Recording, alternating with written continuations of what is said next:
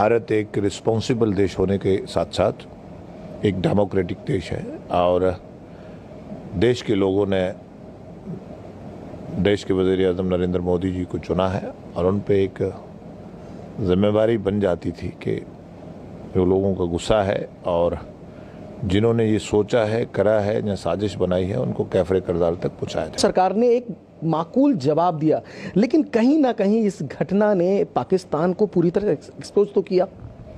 Pakistani international community में पहले से ही एक्सपोज है कि वो एक रॉक स्टेट है, वहाँ आर्मी का ज़्यादातर हेजमनी रहा है और जमहूरियत को पंपने नहीं दिया है और कई तरह की आवाज़ें आपने आ रही हैं, बलूचिस्तान अलग मांग कर रहा है, भूखमरी है।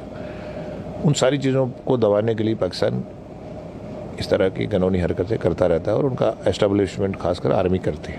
प्रधानमंत्री नरेंद्र मोदी के नेतृत्व में जो कश्मीर जिस तरह से आगे बढ़ रहा है सर, उसको कैसे देखते हैं? सबसे पहले दुर्भाग्यपूर्ण ये बात थी कि जम्मू कश्मीर के लोगों का, यंगर जनरेशन का माइंड टू बी और नॉट टू बी में रहता था कि हम क्योंकि यहाँ देश के नेता जो सत्ता में रहे हैं 70 साल, वो क्या करते थे कि कभी स्काई इज़ द लिमिट, कभी ऑटोनॉमी की बात करते थे, कभी स्काई शॉर्ट फॉर्म ऑफ आज़ादी इज़ देयर, कभी UN में चले गए। तो अब का जो भारत और लोगों में दोहरी जहनीत क्रिएट करी।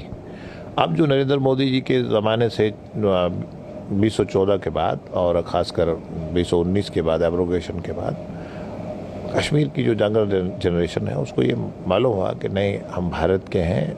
सीज फायर डिक्लेयर होने के बाद भी पाकिस्तान ने सीज फायर को नहीं माना।